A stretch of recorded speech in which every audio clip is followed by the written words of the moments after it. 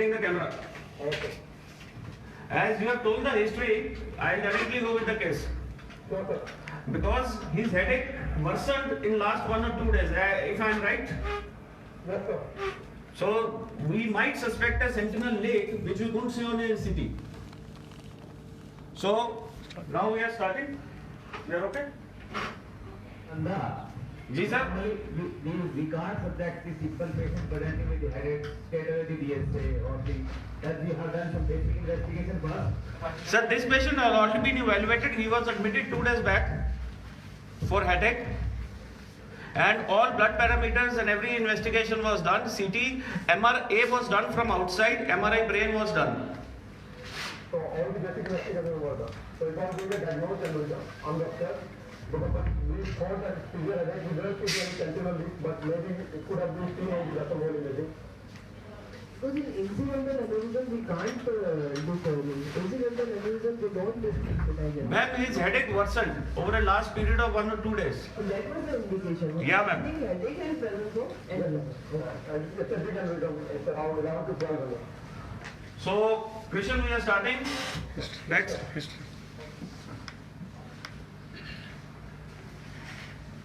As you can see on the DSA, it's a large basilar tip aneurysm, which is involved. This is a 3D rotation angiogram which we have taken, and now we will show the reconstructed images. As you see,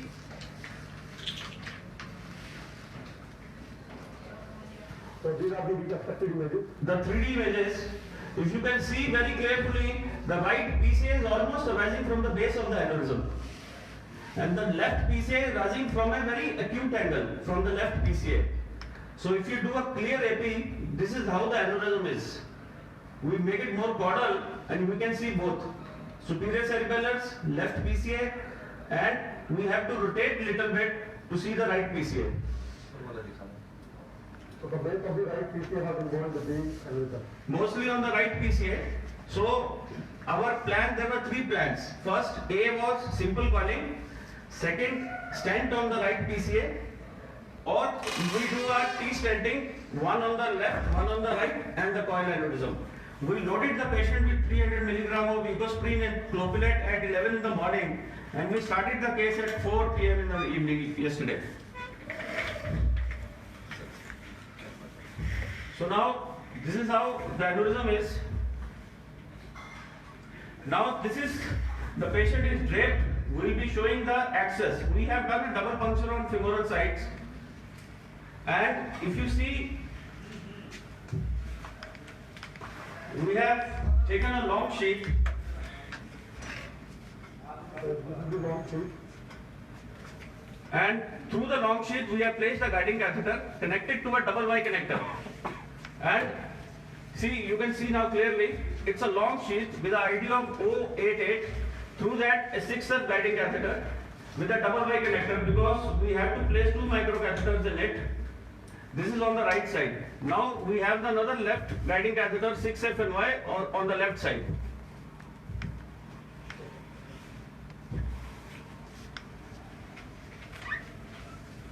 Now we can see on the screen a large guiding catheter. Through that, a large sheath, then a guiding catheter, and on the left a 6F guiding catheter in place in both the vertebrals.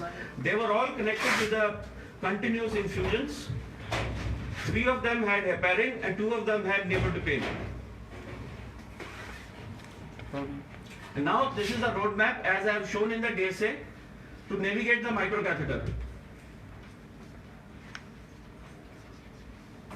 Now we are putting the microcatheter. The roadmap quality is not, the zooming is not that great, but the microcatheter is there. I am just holding it there because I have to place the left side also.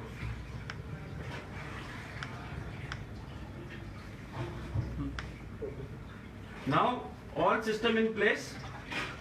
We are shaping the wire for the left side microcatheter. This is how we shape the wire with the mandrel, and you can see the shape of the wire to enter into the left PCA.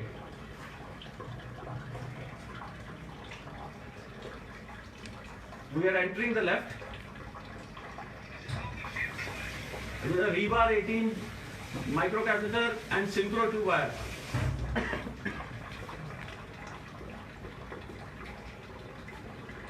Now we have placed both the catheters into the basilar artery. Now we'll go one by one to place it in each of the PCAs. Now we're trying to push the catheter in the right PCA. You can see because of the flow within the aneurysm, the wire is dangling into the aneurysm and it is not going. But after great success, we had the success. We pushed the wire distally into the PCA and now you see the microcatheter will be tracking up. Now you see the microcatheter is going up. Now you see it's entering the PCA, T1. It's still buckled into the aneurysm, so we came back down again. Again we pushed the wire into the PCA and then we gently went and placed the catheter in almost P3 segment. We always pull the wire back so wire should not injure the artery after placing the catheter.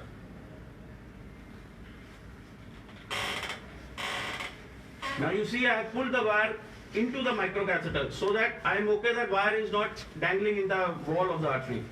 Now we go for the left side. See, it is very difficult, it's a acute angle to enter into the left. So what we did was, it was going into the superior cerebellar. We tried.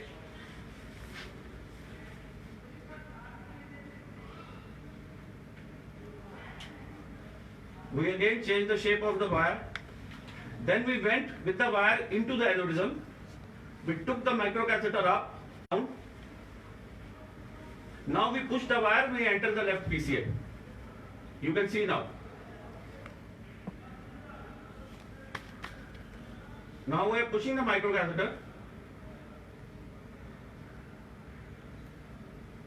Now the challenge is to straighten it, because we can't keep it like this into the aneurysm. See, the catheter has gone up. Now the next challenge is to straighten it. Slowly I am pulling the microcatheter down. As you can see on the screen, it's coming down.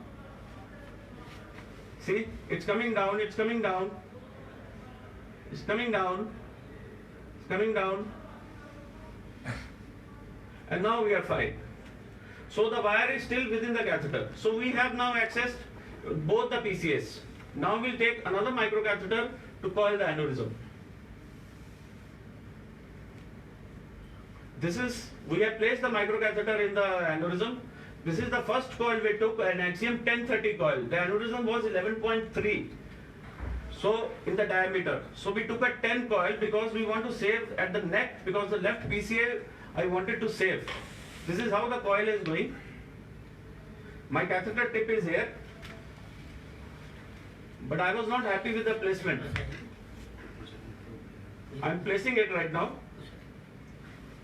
But you can see it's coming down.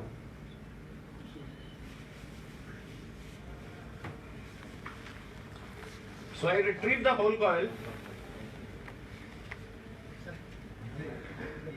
Then we tried again. Still the same problem. We retrieve the whole coil, and now you see a single loop at the neck of the base of the aneurysm. Now you see. I pull the microcatheter at the neck of the aneurysm, and now I am placing a coil. You can see very well. It is almost forming a cage. I want some coil to be here.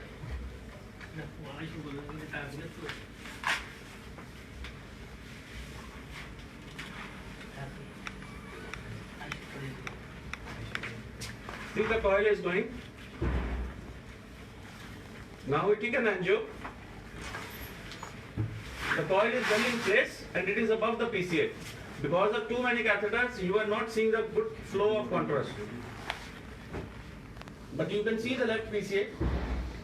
So then we went ahead, placed another coil. After placement of the second coil, we decided to take the stent, a 430 solitaire stent on the right PCA.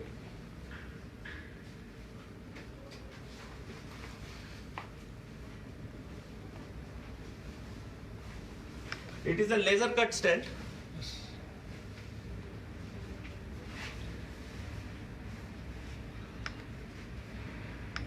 there are two types of stents and there are laser cut and drain. Okay. So we use the laser cut in this particular case. See, now the stent is going. You can see a black mark. Krishnan, you can point it. So this is the stent going in. So you side. And now we'll match it with the tip of microcatheter. Okay. So now we have crossed the tip of the microcatheter. Now we'll pull the microcatheter down because I don't want to place it in the P2. I want it in P1, but beyond the perforators. We are pulling the micro, you can see. Pulling it back, pulling it back, pulling it back. And now I am opening the stent. You can see the stent coming out, green markers. Microcatheter is this is going out and this is the stent. So I am just doing a pull technique on the stent so that the microcatheter automatically comes back. I don't have to pull and push both because the stent will get further away.